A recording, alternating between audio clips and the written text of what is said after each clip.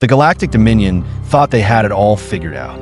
They had destroyed 5 civilizations before, and their planet-killer weapon, the Aaron's Protocol, had proven to be a game-changer. This was a device so powerful it could wipe out entire planets without even needing to land. The Dominion had used it to obliterate 5 other species, each time taking control of their worlds without so much as a struggle. The method was simple: sterilize the planet, eliminate all life, and claim it for their own. They were confident Earth would be no different.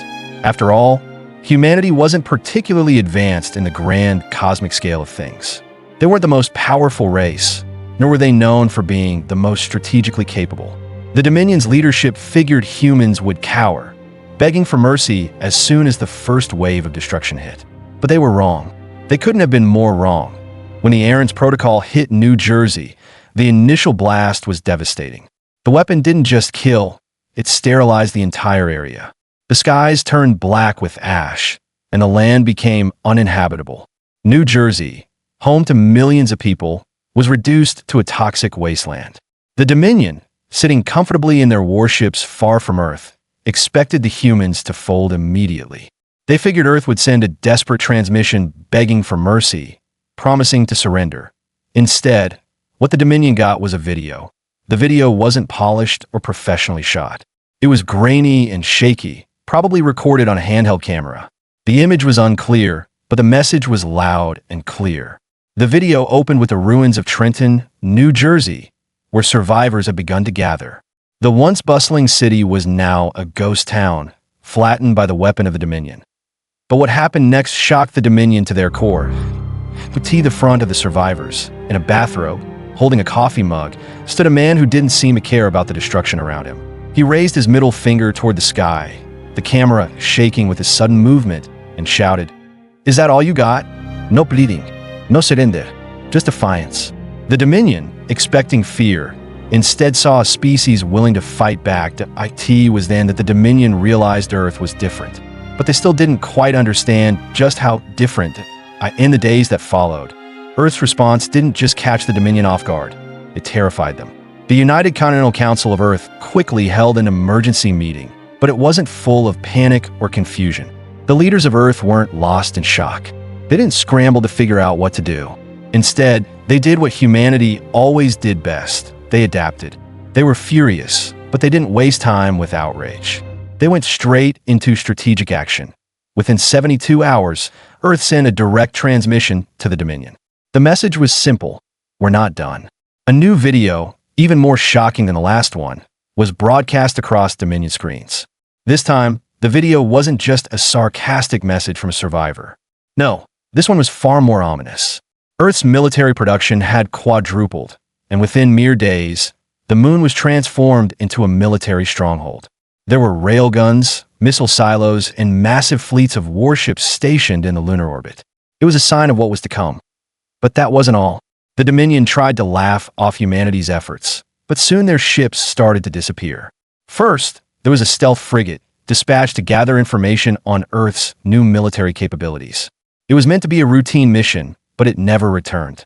The Dominion wrote it off at first, assuming a malfunction or a small technical failure. But when another reconnaissance ship went missing without a trace near Jupiter, they started to worry. And then, their fears deepened when they found out what had happened. The missing ships hadn't been destroyed by some superior weapon. No, they'd fallen victim to humanity's unexpected creativity and humor. It turned out the first stealth frigate had been destroyed after encountering a decoy labeled tactical raccoons. Do not open. Someone had planted it on purpose, knowing the Dominion would think it was some kind of military-grade decoy. They hadn't even suspected it was a trap. Humans love to joke, and they love to prank. But this wasn't just for fun, it was a weapon. One the Dominion didn't even see coming. And then there were the humans' methods of war. The Dominion couldn't wrap their heads around it. Everything about humanity's approach to combat defied their understanding of strategy. It was as if Earth had turned war into a game that they seemed to enjoy far more than anyone else should. The humans had begun to refer to their operations with absurd names. Operation Flaming Meatball and Operation Angry Goose were just two of the countless military initiatives with strange, playful titles. The Dominion couldn't understand it. Why weren't humans terrified? Why weren't they behaving like every other species the Dominion had encountered? The humans weren't just fighting back. They were laughing. They were having fun. They were even giving their most elite forces strange names, like the notorious Space Karens, a special assault unit that prided itself on speaking to the manager of the galaxy. To the Dominion, this was madness. Why would anyone laugh in the middle of war?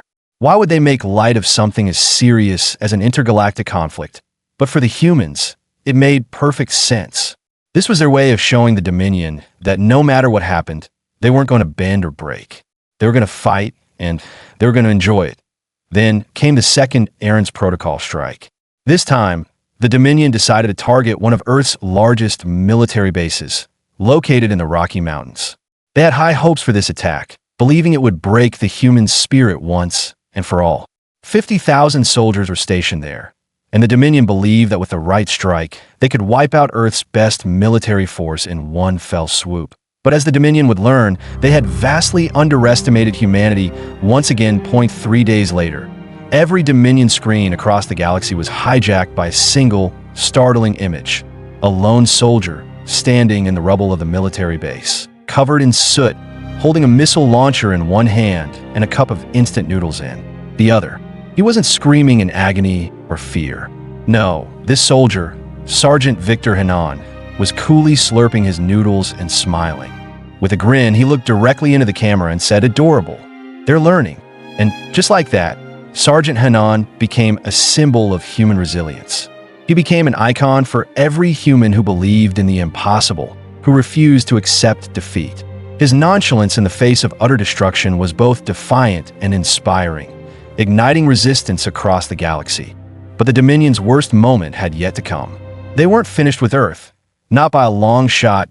In their final desperate attempt to infiltrate humanity, the Dominion deployed a team of their elite shapeshifters. These beings were masters of deception, capable of morphing into anything or anyone. They disguised themselves as diplomats, planning to strike a deal with Earth's leaders. They thought they could gain the humans' trust, find their weaknesses, and finally force them to surrender. But once again, they underestimated humanity. The shapeshifters didn't infiltrate Earth's government. Instead, they were captured by a group of high school seniors. Yes, you heard that right, teenagers. They were on a field trip, completely unaware that they had just captured alien agents who could alter their forms at will. How did they manage to capture them? With paintball guns and duct tape. The Dominion's greatest operatives were defeated by a bunch of kids with a few cans of spray paint and a whole lot of duct tape. The Dominion was humiliated in front of their entire fleet. The entire galaxy was watching, and they realized just how much trouble they were in. And so, the whispers began. Dominion leaders started to panic. They gathered in their war councils, murmuring in fear. What they once thought was a minor inconvenience had become their worst nightmare. "We've awakened something ancient," they whispered. "Humans are not like other species," they said. "They're not logical. They're not strategic. They are relentless." The Dominion realized that they were up against an enemy who didn't just fight to survive.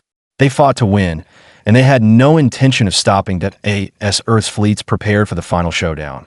The Dominion faced a stark choice: keep fighting against an enemy that seemed to only get stronger under pressure, or surrender. And deep down, they knew what they had to do. But would it be too late? Earth didn't just survive. It thrived. It didn't just fight. It had fun doing it. Humans found strength in their laughter, in their creativity, and in their relentless will to never give up. The Dominion had underestimated them, and now they were paying the price. In the end, the Dominion learned the hardest lesson of all: never underestimate humanity.